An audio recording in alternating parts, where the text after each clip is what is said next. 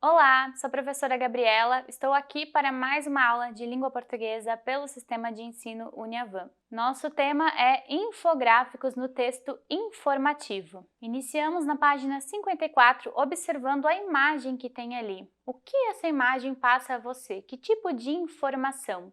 Você é a favor ou contra o trabalho de criança, o trabalho infantil? Vamos discutir um pouquinho mais sobre isso a seguir. Na página 55 e na página 56 nós temos dois textos diferenciados que falam sobre um mesmo assunto. A proposta é que vocês leiam esses textos que contêm imagem, inclusive, observem as informações que estão ali, observem como elas são apresentadas e depois respondam os exercícios que vêm a seguir. Seguimos nossa aula na página 58. Os textos que você acabou de ler são textos em formatos de infográfico. O infográfico é um recurso que utiliza texto e imagens e gráficos para compor as informações, para passar informações mais completas. É um tipo de texto muito utilizado no meio jornalístico, em reportagem, notícias, que podem ser tanto impressas quanto em televisão, em internet, e é um meio também muito utilizado em textos de relatório, textos mais científicos. Por isso que é um texto que tem a seguinte estrutura: um título que vai chamar a atenção para que a pessoa observe a imagem, observe todo o recurso visual. Também é composto por estatísticas, as informações, os dados científicos em relação ao tema que está sendo tratado.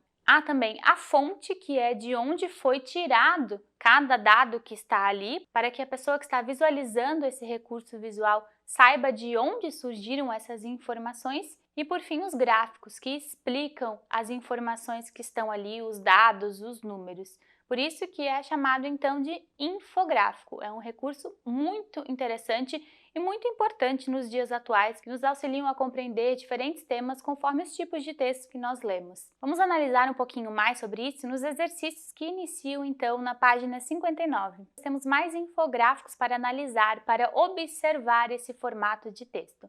Façam essa análise, essa leitura e depois respondam as questões a seguir. Na página 64, nós temos a proposta da confecção de um infográfico feito por vocês.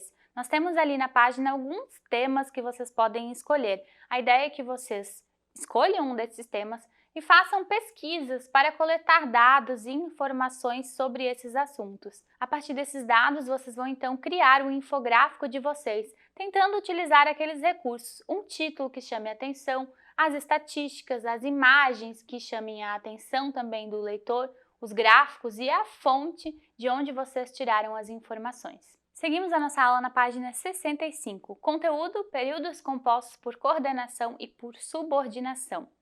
Vamos ler o texto que tem ali e prestem atenção atentamente às palavras que estão em destaque, porque são essas palavras que nós vamos estudar em seguida. Na página 66, nós temos então a explicação sobre esses períodos. Essas palavras que vocês viram no texto são palavras caracterizadas como conjunções coordenativas e subordinativas. As conjunções são palavrinhas e termos que ligam as orações. Lembrando que as orações são aqueles enunciados que passam uma comunicação, que passam uma informação e que giram em torno de um verbo. Então, nós temos palavras que ligam essas orações chamadas de conjunções. Por exemplo, no entanto, porém, contudo. Mas qual a diferença, então, das orações subordinadas e coordenadas? Nós chamamos de orações subordinadas quando elas são dependentes, quando uma oração depende da outra para fazer sentido. Por isso que elas precisam das conjunções de ligação.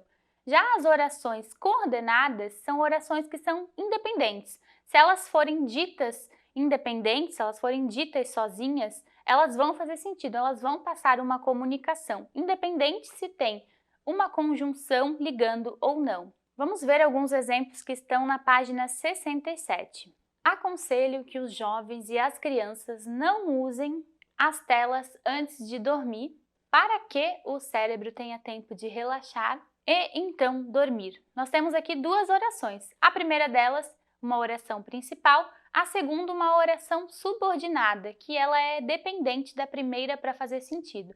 E ali nós temos então uma conjunção ligando essas duas orações. Vamos ver então um exemplo de orações coordenadas que são independentes. Isso é muito preocupante, pois as crianças estão em pleno desenvolvimento. Nós temos aqui a primeira oração, isso é muito preocupante, e a segunda oração, as crianças estão em pleno desenvolvimento. Percebam que se falarmos elas sozinhas, elas passam uma informação, elas têm sentido. Por isso que elas são coordenadas, mas entre elas nós temos a conjunção pois ligando as duas para fazer mais sentido, para ter uma informação mais completa. Cada tipo de conjunção utilizada para ligar as orações tem um objetivo, e aí varia o tipo de conjunção conforme esse objetivo, que é o que mostra o quadro que inicia ali nessa página. Façam essa leitura atenta, percebendo qual é a finalidade e quais conjunções são utilizadas. Agora que você já compreendeu sobre as orações subordinadas e coordenadas, vamos responder os exercícios desse conteúdo que iniciam na página 49. Na página 76, nós temos a proposta de produção de texto a partir de leitura de infográficos. Vocês vão visualizar e ler vários infográficos com informações diferentes. A partir dessas informações, vocês vão produzir um texto informativo com os dados que vocês acabaram de ler e de aprender. Lembre-se que o texto informativo passa informações adiante e é separado entre introdução, desenvolvimento e conclusão. E por fim, vocês vão responder as atividades de recapitulação do conteúdo que estão na página 80 no banco de dados. Eu encerro este vídeo desejando a vocês uma excelente jornada de estudos. Quem sabe nos vemos numa próxima aula. Tchau!